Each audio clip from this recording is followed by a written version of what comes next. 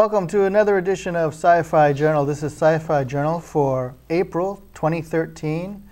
I'm James Hinsey, and today we have with us Calvin Watts III, Jay Kingston, and Marc Morisseau.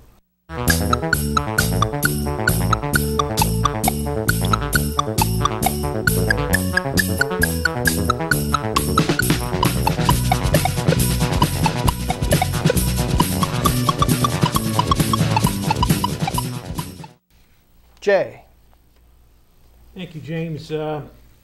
Kicking things right off, we've got After Earth. This pairs the real-life father and son of Will Smith and Jaden Smith as father and son, who are marooned on the Earth that has been ravaged by some kind of a natural disaster, and the inhabitants of Earth have fled to the stars, and Will and Jaden find themselves marooned on a world that has now evolved to try to kill any living thing that doesn't already belong there. And so it's a story of survival on a foreign planet, which is actually the Earth. Let's take a look at that footage. In the field, you are emotionally unpredictable. You confuse courage with recklessness. I'm not advancing you. You have a son that you do not know. He's reaching for you, and he does not need a commanding officer. He needs a father. Now go make some good memories together.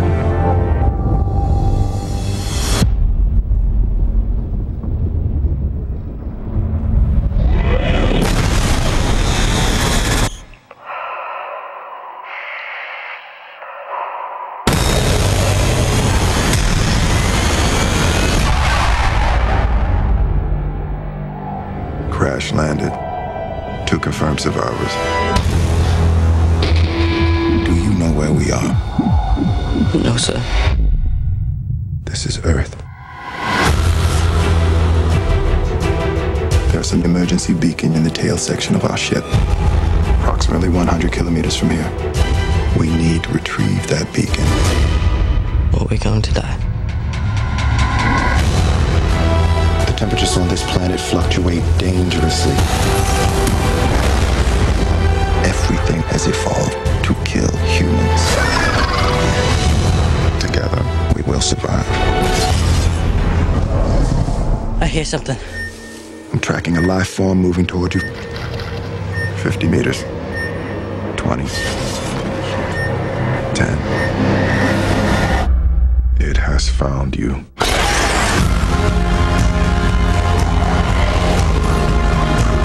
Must abort this mission. You wouldn't give any other ranger that order! You are not a ranger. You are my son.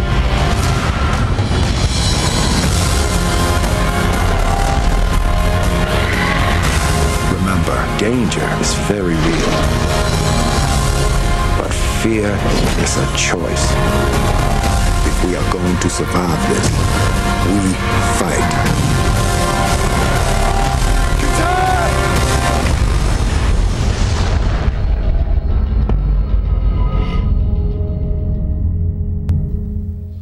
It's kind of like Roger Williams' Zoo going amok. Yeah, it is. Yeah. It's like, I guess it's like 150 years or something in the future, but everything is 1,000. going really 1,000 crazy. years? It's 1,000 years. Wow. Oh, it's 1,000 years in Yeah. the future? Okay. Yeah, it looks very good. I'm impressed at how well it looks so far, especially since, and notice they're not promoting this, but it's an M. Night Shyamalan movie. That's right. But his and that's name why isn't they're not. anywhere to be found after the debacle he has, but you know, this has all the potentials of a major You think hit. he'll redeem himself with this movie? I think so. Yeah, good. Next, we have Iron Man 3, and this is highly anticipated because it's the first appearance of Mandarin and the Iron Men, I believe. Otherwise known as Tony Stark gets his butt kicked. Tony Stark gets his butt kicked, and he has to struggle in the greatest fight of his life to try and save those he loves near and dear to him. It also stars, besides Robert Downey Jr., it stars Gwyneth Paltrow and Don Cheadle. And this looks really spectacular, so let's roll it.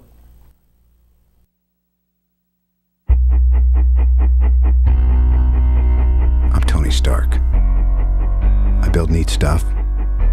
I got a great girl. And occasionally, save the world.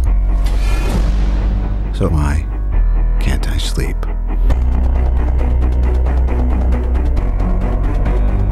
You elected me on a single platform. I will defend this country at all costs. The Mandarin must be stopped. You don't know who I am. You'll never see me coming.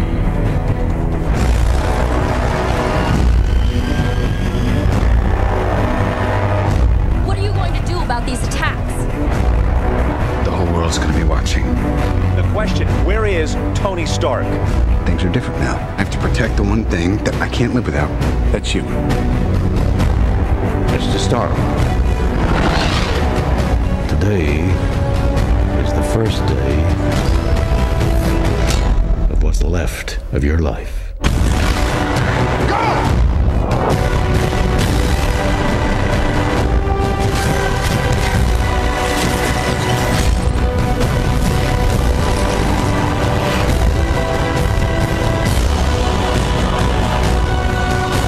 I'm gonna offer the choice. Do you want an empty life or a meaningful death? You're not a man. You're nothing more than a maniac. I'm not afraid of you. No politics here. Just good old-fashioned revenge.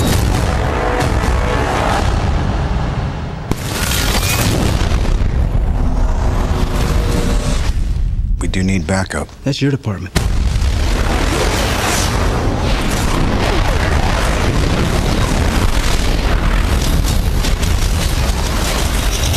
Here's my boys.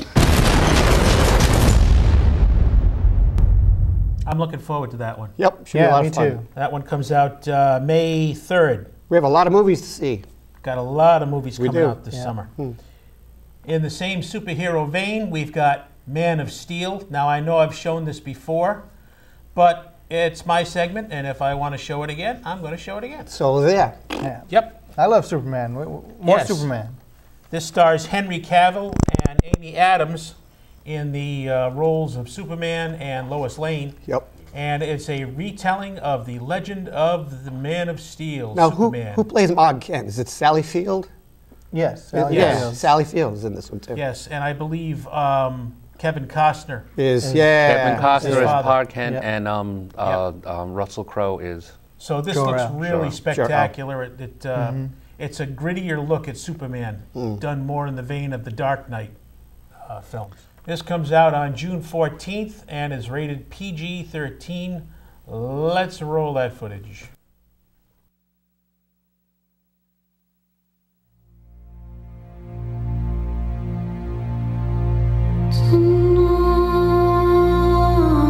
The world's too big, Mom. Then make it small. Focus on my voice.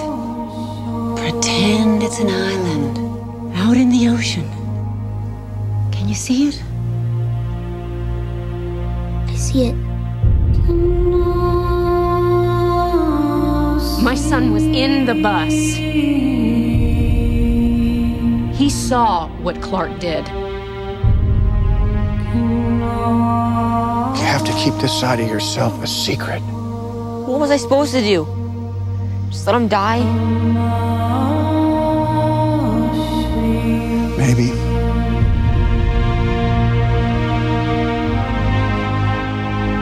I have so many questions. Where do I come from?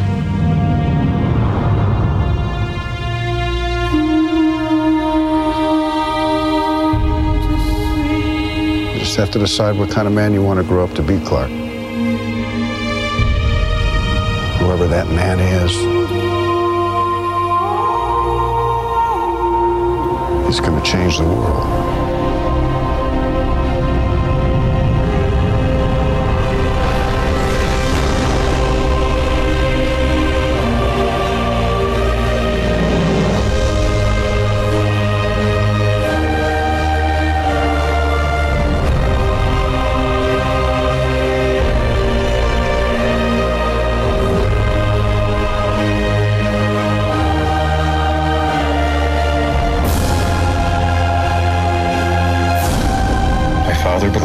If the world found out who I really was, it'd reject me.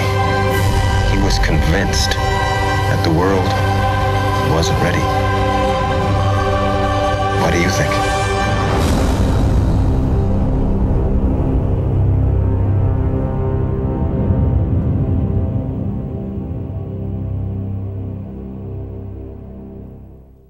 Looks really, really good. Yeah, nice. Yeah. And finally, this is one of the most highly anticipated films of this year so far. You just said that about Superman. Make up your mind. No. This one is really by all the zombie fans out there. Oh, zombie World fans. War Z, starring Brad Pitt. Like the book, yes. As a man who struggles to save his family from the zombie apocalypse. Okay. And let me tell you, this one gives me chills every time I see it because this is how I picture zombies being. You know, as we tape, I'm 3/4 of the way through the book. It's good. It's good stuff. I'm halfway through. I'm not sure. I've read the book. I'm not sure exactly because a lot of like true fans of the book have complained that it doesn't look like the movie might have anything to do with the book, or it might be modular as best. So it might be best for the fans of the book to put that aside. Right. Having said that, this trailer looks awesome. It's based on a book. Well, it's difficult for them to do it that way because the book is like a series of interviews. What happened after? Right. So it's kind of tough to. It would be impossible to reproduce all those things. I could see them tying it together though with a main character. Right. You know, and that's how they're going to do it.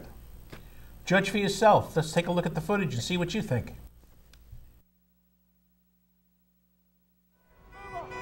Does it live in a jungle? No. Oh. Is it really fast? No. Does it live on the Great Plains of Africa? No. Hey!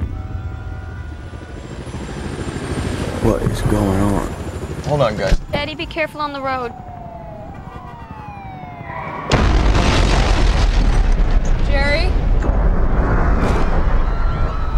Get back in your car right now! Remain with your feet!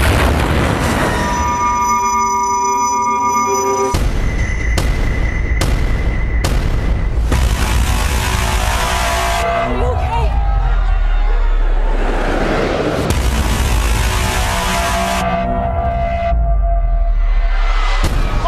We're getting out of here.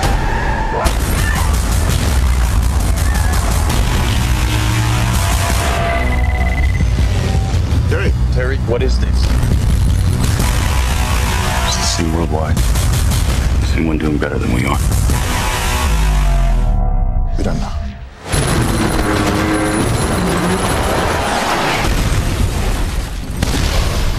I'm scared. How do we know they're coming? They're coming. Ready?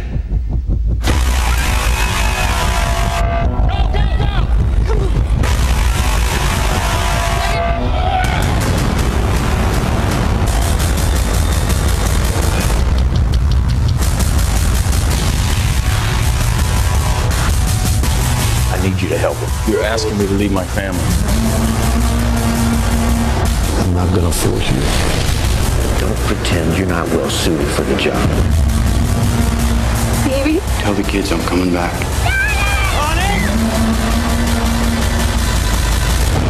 Just, you know, I'm coming back.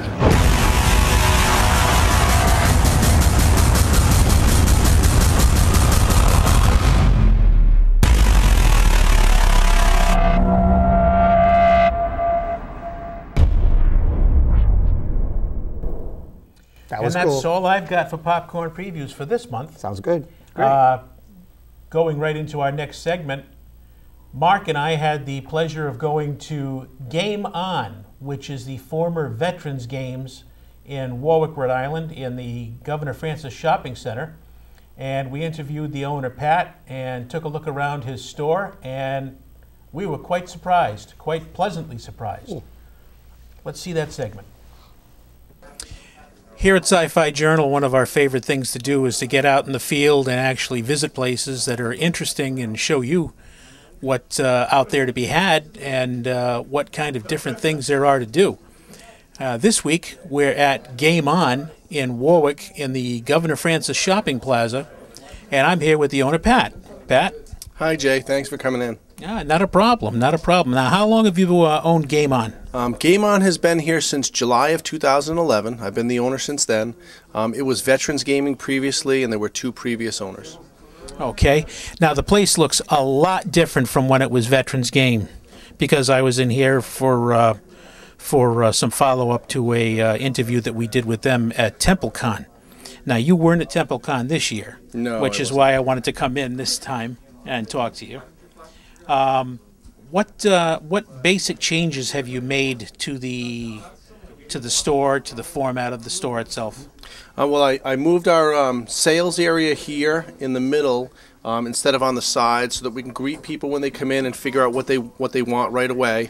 The biggest thing I did was I knocked out a bunch of walls, and I made a lot more play space. Mm-hmm. So we have enough room for a lot more tabletop games, and on days that we have tournaments, we can lay out a lot more tables and chairs to make room for people, make it feel a lot more comfortable instead of being squeezed in. Okay, now you are an official representative of Wizards of the Coast. That's correct, right? That's right. We're official Wizards of the Coast store, an official Konami store for Yu-Gi-Oh!, and an official Games Workshop store as well. So we carry all the Warhammer stuff. That's great. Now, Warhammer seems to have just taken off by leaps and bounds in the past couple of years. Has that become one of the most popular games going around the country? I think so. They've changed the rules a lot, and I think that they're starting to listen to their players more. So, the feedback that they've gotten is that they want more stuff, they want things to change, and they've done it. So, they just released a new set of rules for Warhammer 40K, and the people that have been coming in really love it. That's great. Now, besides Warhammer, besides Dungeons & Dragons, which I play here on Wednesday nights, we also have seen people playing Magic the Gathering. Are there any other card games that they come in and play besides that and Yu-Gi-Oh? There's a new card game that's starting called Kaijudo, and it's more for younger kids to high school, college age. Some college kids play. We also do Vanguard, which a lot of Yu-Gi-Oh players love. Vanguard. The artwork on these new cards is amazing, and I think almost every card is a full art card. So they're getting something special in each pack. That's great. Now, what about RPGs? What are some of the RPGs that you play? We've had a lot of people coming in and asking for Pathfinder. I don't have people here playing it now, but I can get it in the store, and if people want to pick up a night for any game, all they have to do is talk to me, let me know what it is they want, and we'll set aside some time for every single game to come in. RPG, whatever it is, I'm more than willing to try something new. Okay, now Marc, who's operating the camera today, was asking, do you also sponsor board game nights or anything? You know, I have a bunch of board games in the store right now that people have donated to the store, and they'll come in and play. One of the things I have wanted to do since I started but haven't is have a once-a-month family board game night where people come in. I'm really big into donating for charities, so if we have like a family board night, people could come in and just donate a little something, and then I'll just give it to a charity. I think I'd like to kick that off probably in the summertime, but if there was a board game that somebody wanted, Marc, if you wanted to come in and you said, I want this board game, we would do that. Settlers of Catan. I had a family come in and we started running Settlers of Catan night, and we did it for a couple of months, and then everybody went on and did their own thing. So that's an example. That's great. That's a fabulous idea. I think more people should be thinking in that spirit. What are the hours that you're open here? Most days we open at 2 o'clock in the afternoon, right after pretty much kids get out of high school. And on the weekends we open at 10 on Saturday and 10 on Sunday. And we're open almost every day until 10 or 11 o'clock at night. That's great. Well, we're going to show some of the things that you have to offer here in the store. And I guess that'll close us out. So, thanks for having us in. Thank you, Jay. Yeah, not a problem. Not a problem at all. And let's get those shots and then back to the studio. Yep, nice guy. Nice guy. Yeah. Nice guy, Pat. Nice guy. And you do some gaming sessions there, too. Yeah, I do some gaming sessions there on Wednesday nights. I play Dungeons & Dragons and having a great time doing it. And I'll tell you, it's such a great atmosphere.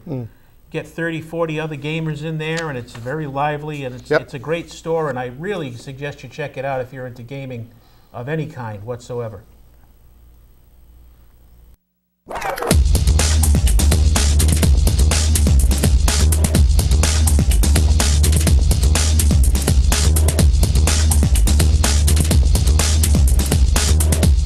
That's me. Yes. All right, Toob News. What do we got today, Marc? I got to put on my Toob News glasses. Here we go. Under the Dome. Have you heard about this?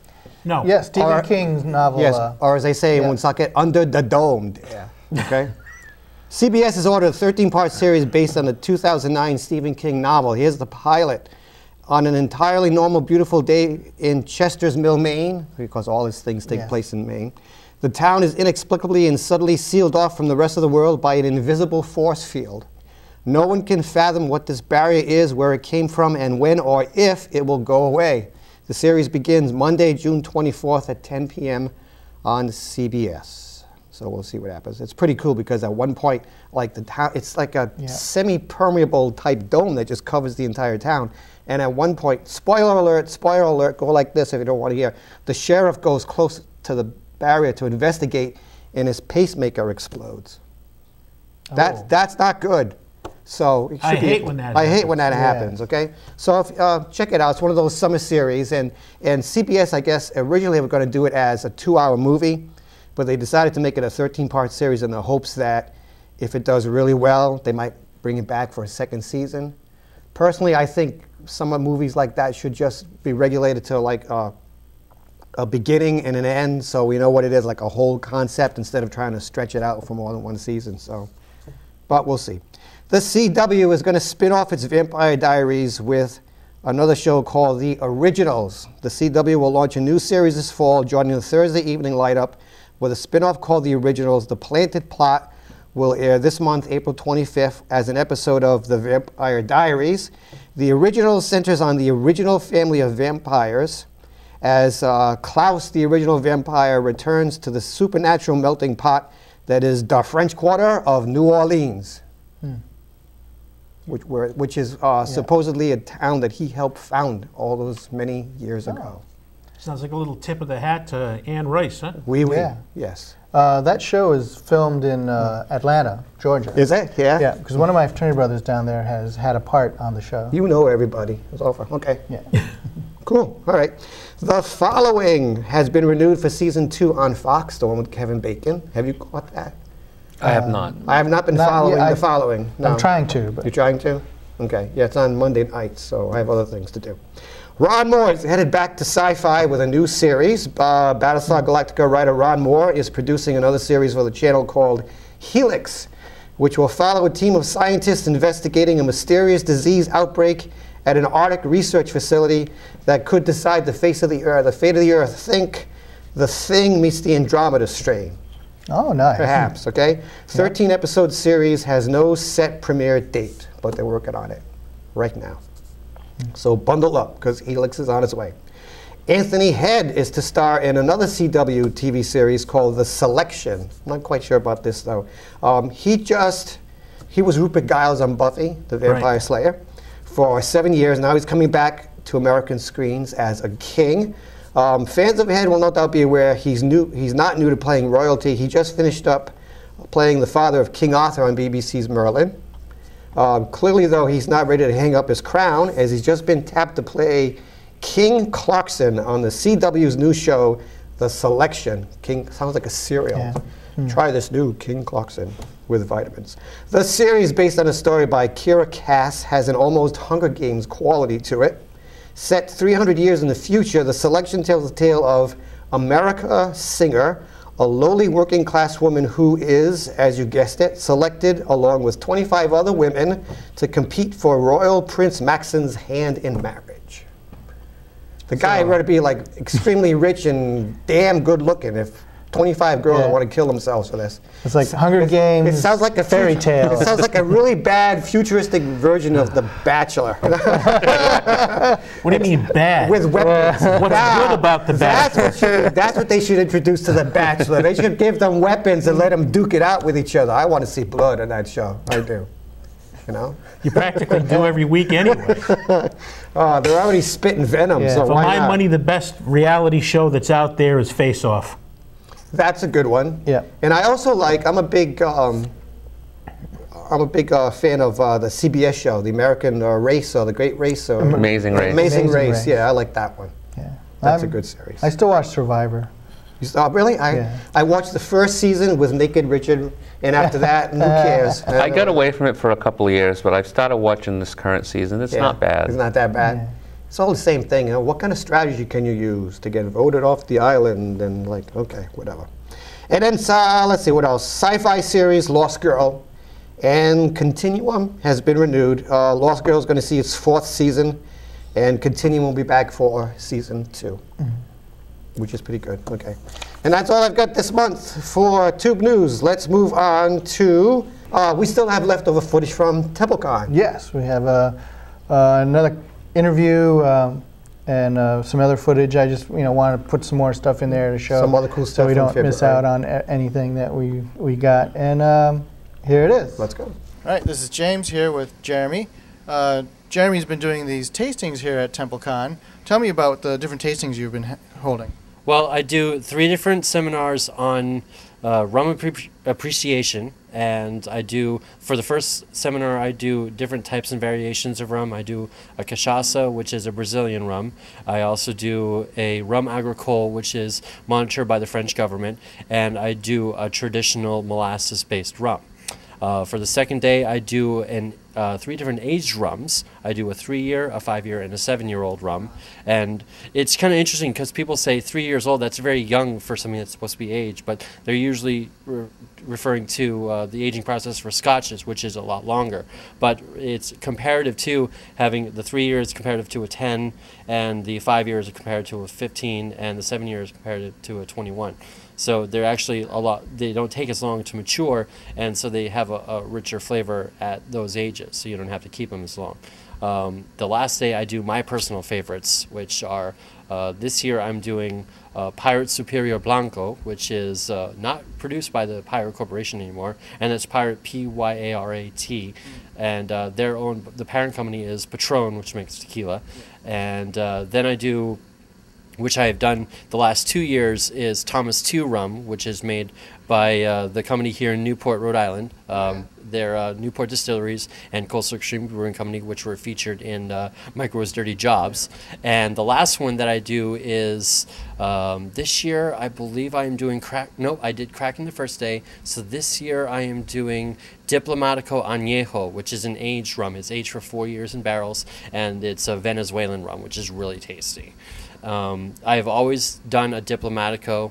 I've always done a Thomas II, and I try to variate it a little more to add different types of rum, not doing the same ones each year, so that you can get a full feel for different areas of rum. And I think next year I'll be doing some types that I haven't tried before to get it out there. You know, there are different bottles and different brands that kind of catch my eye, and every once in a while, the liquor store, I'll pick something up and say, hey, this looks interesting, and I'll try it and say, you know, this would be good in my panel. So that's what I do. I end up adding it to some of my panels. That's great. And also these panels are all 21 plus. Yes. And sometimes most likely there's an extra fee just to help cover the cost of the beverages and things like that. Yeah.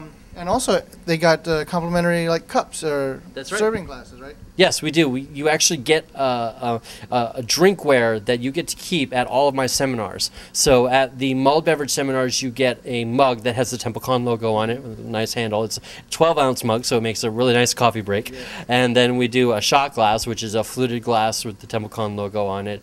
And this is the first year that we have previewed premiered the shot glasses. So eventually you're going to have a whole dinner set. That's what we're hoping anyway, because they also have a dessert wine glass. They have a Pilsner glass too, and I believe they're going to have wine glasses eventually as well that have the TempleCon logo on them. So eventually you'll be able to fill your cabinets with nothing but TempleCon logos.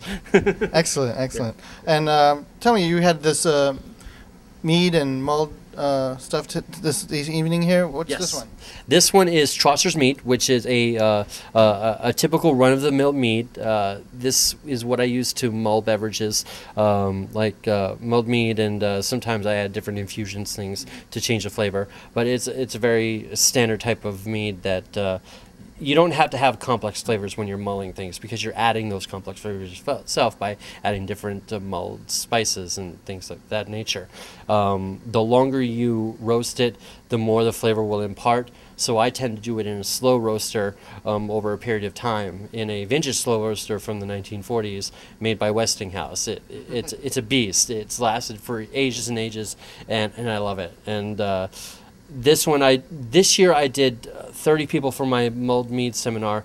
I plan on doing 30 for all of them, but I think next year I'm going to drop it down to 20. So for all of you out there that want to have any of my seminars, either the mulled beverage seminars or the rum seminars, make sure you pre-register for my events, because we will sell out. I'm dropping it down to 20 because I'm finding that it takes a lot more time to serve that many people. So I don't want to inconvenience the next people that might be coming in that have an event going on. So I'm dropping it down a little bit so I can easily control it a little bit more. So please pre-register because otherwise you may miss out. Great. Thank you very much, Jeromy. Thank you very much, James.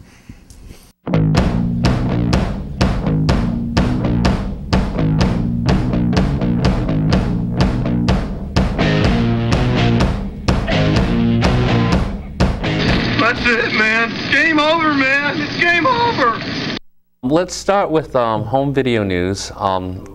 Let's see, the movies for the end of 2012, that November, December window, are now coming out on home video. It seems like the turnaround rate for theater to video is like 4 weeks or something. It's funny you mention that, because I have that exactly in my notes. You're absolutely right. Out available now on Blu-ray include the hits Wreck-It Ralph, which is really funny. I got to see it over at John's house for a little bit the other day.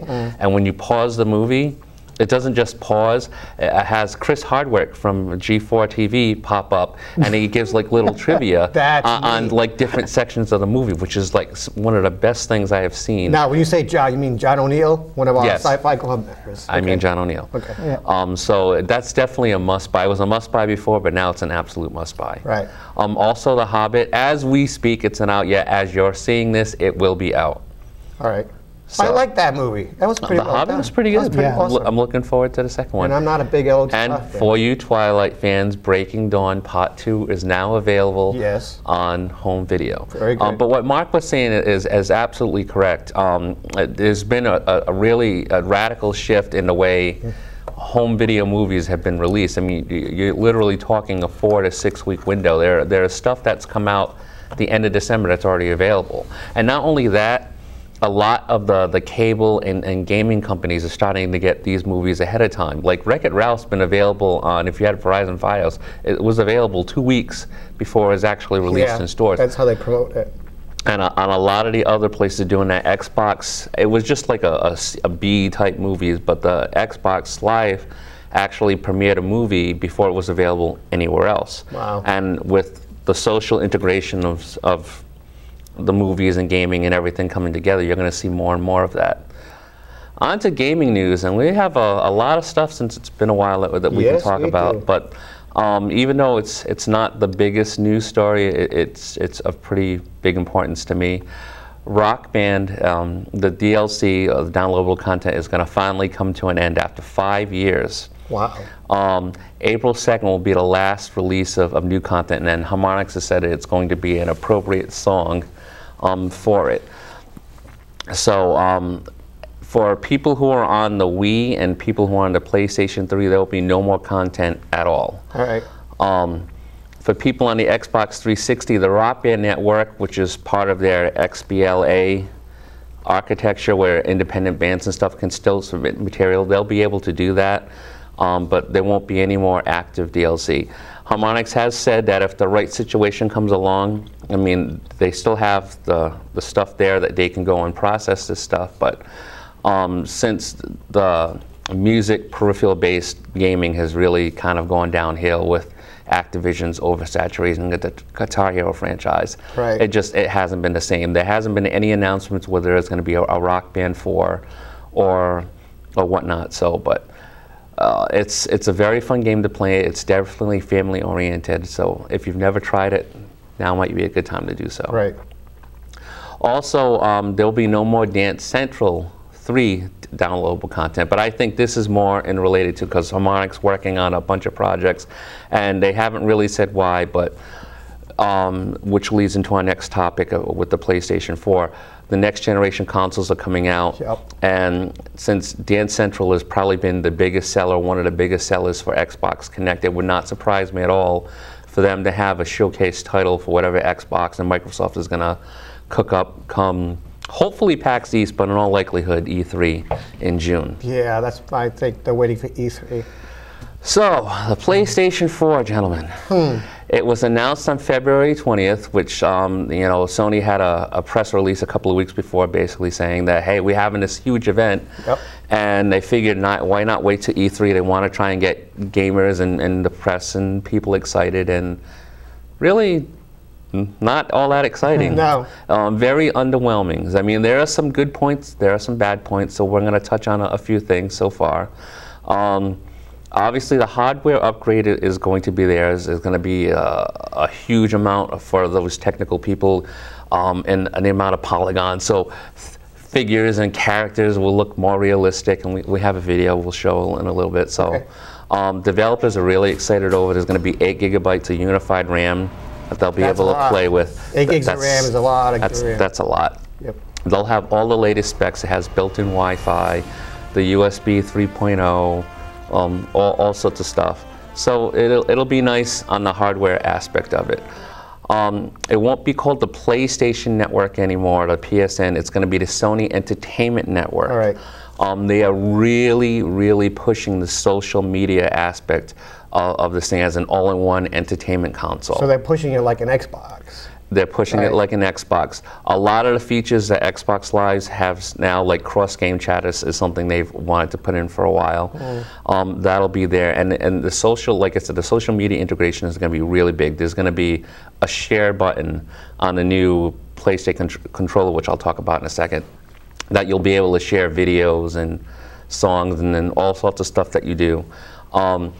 Your gamer tag, lack of a better term, list is going to actually have like your name and whatever social stuff that you want to have on it as to what you're doing, what you're playing, what you're watching, what you're not watching, or more importantly, Big Brother is watching you. So you can stay in your living room and have even less contact with real human beings. Pretty much. Yeah. See what technology brings? Isn't that wonderful?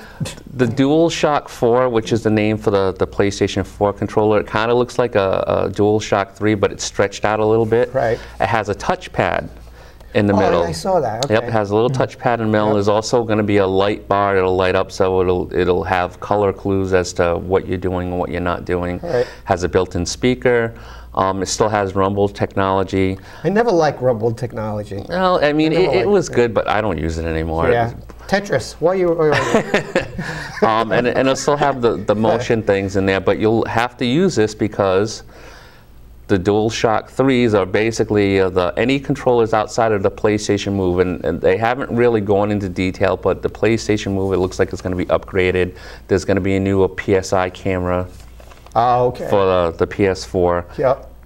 But not only will the DualShock 3 not work, it is not backwards compatible in any way, shape, or form. No PlayStation 1, no PlayStation 2, no PlayStation 3. That stinks. And not only that, game saves will not transfer over. Right. And the reason why I said Sony Entertainment Network, the PlayStation Network stuff, the downloadable content, any of that stuff, will not be compatible either. That's Sony's answer to trying to get game stores to resell games. You know, right now you can go to wherever those places and resell your game, and you can bring it home. You can use it on your PS3. They want to just stop that altogether, and people probably So Buy any brand new of the stuff. arcade games, anything that you own now on the current PS3, Yeah, it's not gonna work. you won't be able to transfer over to the PS4. Yep. Now, there is speculation they could do something with what like the Wii U did with some of the stuff on the Virtual Console. Yeah. If you own it on the Wii, you can have like the Wii U version. You only spend like $1 or $2 instead Yeah. of spending full price for it. So they're going to put it in the cloud, and all the stuff you used to own, if you can prove you own it, you can still download it? Yes. Sony's version of backwards compatibility, they bought a streaming service called Genkai, and supposedly what they're saying is they're going to use that for backwards gaming. You'll be able to stream PS1, PS2, PS3 games. Right. It sounds good in theory. How it actually works and is implemented, we'll have to see. But that's a big deal. Yeah. I feel. Do you think that's going to turn off a lot of fans from buying PS4? It might, and I'll get to that in a minute. Okay. It will play used games. That was also a really big thing. You can play the system offline. A lot of people were speculating you was always going to have an instant internet connection for the system to actually work. That is not the case. Right. And it will play used games, but they haven't gone into any details about that. A lot of people are thinking at the very minimum, whereas a lot of the multiplayer games now, it comes with the code. So if you go buy a used game, if that code's not there, or if the code's already been used, you have to pay like a $10 fee in order to play online. Right. That's going to probably at the very least become the standard for every game coming out. If not something else along those lines. So I have mixed feelings about this. They've shown us the controller, they haven't shown what the system looks like, and more importantly, there's no price. I think they're going to try and wait to see what Microsoft does, because it's going to be very, very important on what they give you and how much that price point is going to be. I'm thinking if it's at least 8 gigs, I'm thinking $349 to $400. That's I figure 400 minimum. Yeah. But they can't push it too much. I mean, I got college to pay for, so forget that. So the system will be released somewhere this year. There's speculation it'll either be Japan first and then North America, or North America, then Japan. Maybe even Europe, but they are saying this year. And like I said, it's very much a meh thing for me. Sony has their work cut out for them, which leads into my last little bit of thing. Microsoft has very quietly canceled the Xbox Live Gold Family Pack. For those people like myself who have it like set to auto renew, you will be okay for now, but for any new subscribers or anything, you won't be able to do that. Now, that was a really big deal for families who had like a lot, didn't want to spend a lot of money to get online. A Gold Family membership was you had an account and you could have like all your family members have their own individual. Right, you could have up to 4 gold memberships. Now, memberships generally go for like $60 a piece, so for like $99 you could have 4 memberships. Right. And it's a really big deal for those of people, large families that want to get online and play. Right. They haven't really gone into details. That's why it was very quiet, but the gaming websites and whatnot were able to ferret it out. I obviously believe it has something to do with the new Xbox system now be coming out. All right. Because rumors are going absolutely crazy about all that. PAX East, as we tape, is in a couple of weeks. You will know. And I will know be there. If they have any details or anything there. That will be really nice to see. Yep. But Microsoft, with Sony's misstep, I think has a really good opportunity to show what the Xbox can and can't do. I mean, the rumors are going crazy. Nobody really knows what it's going to be. But if Microsoft is able to somehow have backwards compatibility, and as good as the PlayStation Network has been for like the arcades and stuff, Microsoft has had them trumped. Right. Big time. If they're able to transfer that over to whatever the new Xbox is going to be, I think that's going to be a huge plus for them. Sure. If they have backwards compatibility of any sort, that's going to be a huge plus for them, and I think that'll be almost a clear-cut choice as for the major gaming systems. But if they stop pulling what Sony has just did, kind of like with the PlayStation 4, oh, you have to do this, you have to do that, and social. What you said with the Android-based systems coming out, which aren't going to be all that expensive, and the popularity of the Kindle Fire and the Apple iPod, iPad, and the big gaming companies, Nintendo's seeing it now. you know, they might be in for a lot harsher lesson than they might have intended it to be. Excuse me, because right now most of my games I'm playing on my Android tablet, and I'm having a grand old time. You know, I don't have to plug anything in. It's like Wi-Fi. I'm good to go. Time will tell, and we, of course, here at Sci-Fi Journal will be on top of it. I'm catching up with my Wii games with Lego Star Wars, the complete saga. All right. And I've been having fun with that. But we shall see. That's all I got. Okay, sounds good.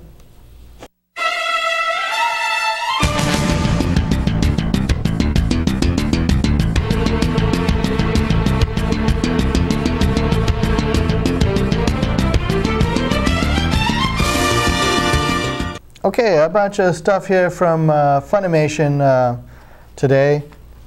They just confirmed that the DVD Blu-ray combo set for Last Exile Fam, The Silver Wing. Last Exile is a great anime about a bunch of people who they fly in dirigibles and they have aircraft. Oh yeah, you talked about that before. Cool. In a world pretty much existing, in the upper atmosphere, so to speak. And they've delayed the release till September. It was going to be April, and they've announced the cast, the English cast, the dub cast for the series. This is animated, not live action? Yeah, it's animated. Cool. So we'll have to wait until September for it to come out. Another thing Funimation has done recently is they have filed a lawsuit against Miller Isaiah Timmons and 10 unnamed John Does in this, all associated with Anime Land Wasabi Convention for counterfeit and unauthorized merchandise. I guess a lot of conventions, when they have dealers there, they're pretty much self-policing in terms of, hey, you can't sell bootleg stuff. Right. But this, I guess, convention has sort of ignored those kinds of things and has knowingly allowed dealers to sell bootleg stuff, not just DVDs or videos, but could be things like merchandise, pocket watches, things like that. So these types of things, with logos or images on it that have been copyrighted by those that have the licenses, like Funimation, for these animes. So they're taking this lawsuit to this Anime Land Wasabi guy, Timmons, because really bootlegging is not cool, right? No, because it drives up the price for everybody. Other than the stuff that you couldn't get at all otherwise. Because no one's buying their stuff. Don't bootleg. All right. Sonny Chiba, the world-renowned actor who was in Kill Bill as Hattori Hanzo. He also played Hattori Hanzo in the samurai TV series Shadow Warriors, and was in the Street Fighter films and a bunch of others. He finally was awarded a degree from Nippon Sport University that he actually attended back in 1957 but dropped out to work on his film career because his film career was like exploding. So they were able to give him a special graduation diploma for his Did he complete his classes? No, he didn't it's an honorary. Oh, it's an honorary degree. Yeah. Okay. His career exploded like if you have too much wasabi. Yeah. There you go. He formed Japan Action Club, which is like a stunt group for a bunch of the films and TV series that he worked on and others. He's been around for a long time. Yeah, and he also introduced. I like his stuff. Introduced a lot of actors that are now, been doing acting for many, many years. Horiyuki Sanada, who was in Lost and The Last Samurai, and is going to be in the new 47 Samurai film coming out in the fall. Didn't he make an appearance in Revenge too? I haven't watched on ABC's Revenge. I believe so. Yeah. Ghost in the Shell Arise is a new Ghost in the Shell TV, not a TV series, but a sort of like an OVA. There'll be 4 50-minute parts. They're being released in theaters over the course of the year, and then released on Blu-ray and DVD right afterwards.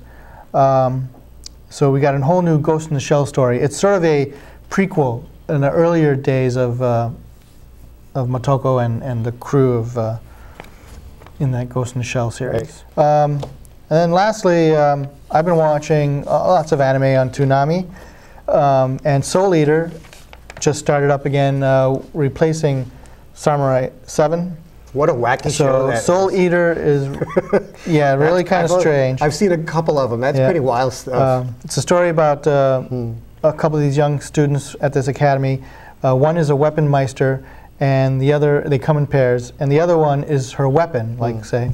And even though he looks like a young boy, he turns into her weapon, and then they kill these evil bad guys, and then the weapon guy can eat the soul. He has to eat 99 evil souls and then 1 witch soul, and then he'll become a death scythe. Yeah. And this is Soul Eater's got 51 episodes, and I think right now we're up to about episode 5 or 6. Okay. And so I'm enjoying that along with all the other anime stuff that's on Toonami. So, and that's it for Anime Daisuki this month. Sounds good.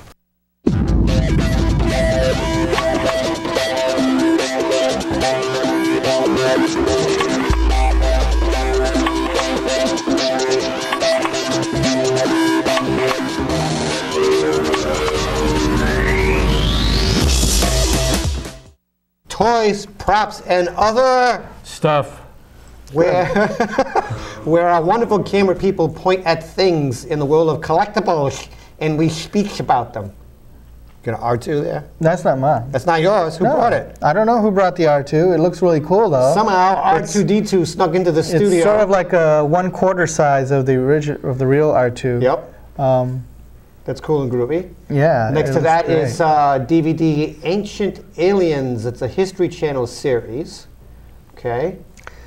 Next to that is Aliens Colonel Marines, which was finally released for the major platforms, the Wii U, Xbox 360, Was it a good Colonial? PlayStation 3.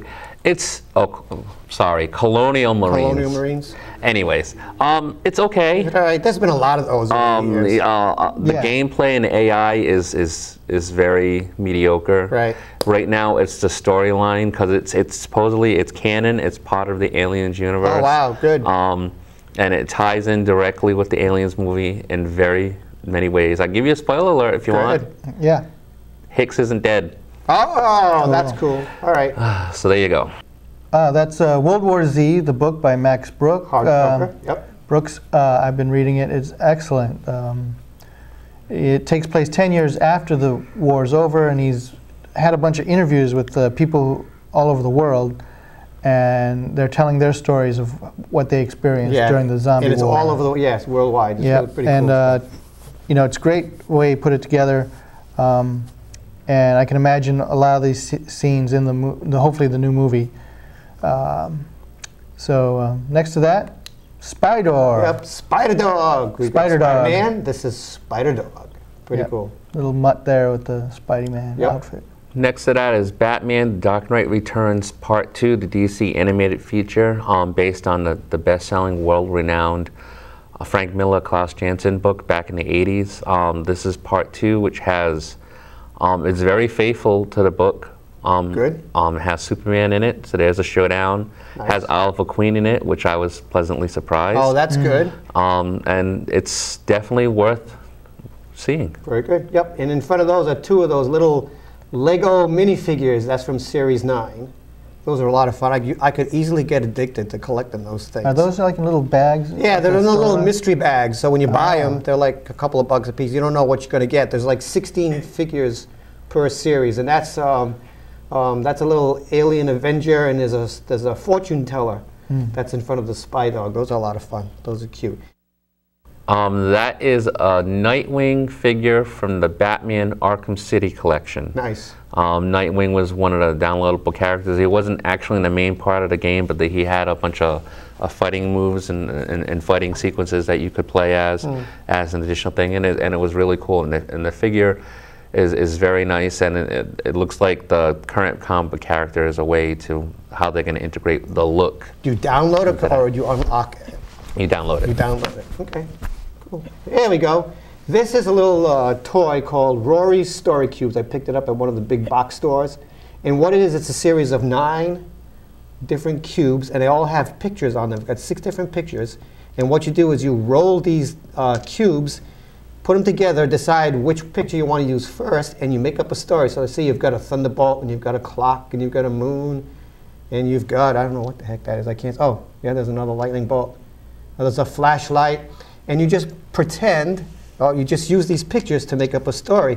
You can use it in science fiction or whatever. If you have a role-playing game, and you're stuck for a story idea, you can use it. Okay, so kind of like there's a thunderstorm going on, and the thunderbolt, you hold up your flashlight, and the thunderbolt hits the flashlight, and it gives you like mega superpowers. Exactly. You could use to make Jay smile or something like that. Yep, you've got all these different pictures. So there's like 54 different pictures and millions of combinations that you can use with this thing. It's pretty neat. You can use them in RPGs if you're stuck for a story idea, or somebody wants to explain what their character is doing. Have them roll these dice.